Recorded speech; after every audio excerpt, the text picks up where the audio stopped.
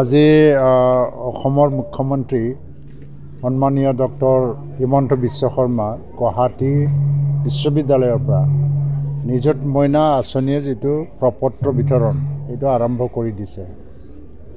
এই বছৰ 25-26 বিত্তীয় বৰ্ষত প্ৰায় 4 লাখতকৈ অধিক ছাত্ৰ ছাত্ৰীসকলক নিযুত মইনা আঁচনি দিবলৈ ওলোৱা হৈছে। আৰু ইয়াৰ মতে আমাৰ হায়াৰ ছেকেণ্ডেৰী লেভেলত ফাৰ্ষ্ট ইয়াৰ ছেকেণ্ড ইয়াৰ যিসকলে পঢ়ে তেওঁলোকক প্ৰতিটো মাহত 1000 টকাকৈ দিয়া হ'ব 10 মাহৰ কাৰণে।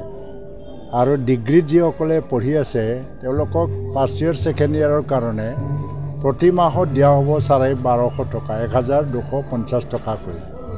আৰু যিসকলে MA বা MSc BEd কৰি আছে তেওঁলোকলৈ 2500 টকাকৈ। তাৰমানে MA MSc BSc পঢ়াসকলে MA বা BEd কৰাসকলে প্ৰায় বছৰত 10টা বছৰত 25,000 টকা পাব। আৰু ডিগ্ৰীত পঢ়ি থকা BA পঢ়ি থকাসকলে 12,500 টকা। আৰু যিসকলে হায়াৰ ছেকেণ্ডাৰী পঢ়ি আছে বছৰত 10,000 টকা দিয়া হ'ব।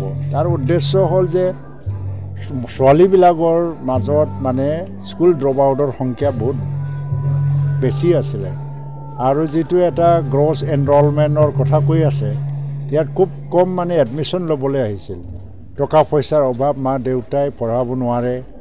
তাৰ কাৰণে অসম চৰকাৰে আঁচনি এটা ল'লে যে নিযুত মইনা এইটো দিয়াৰ পিছত আজি যোৱা বছৰ 16% বুলি কোৱা হৈছিলে, কিন্তু এই বছৰ 18%লৈ ওপৰত আহি গ'ল।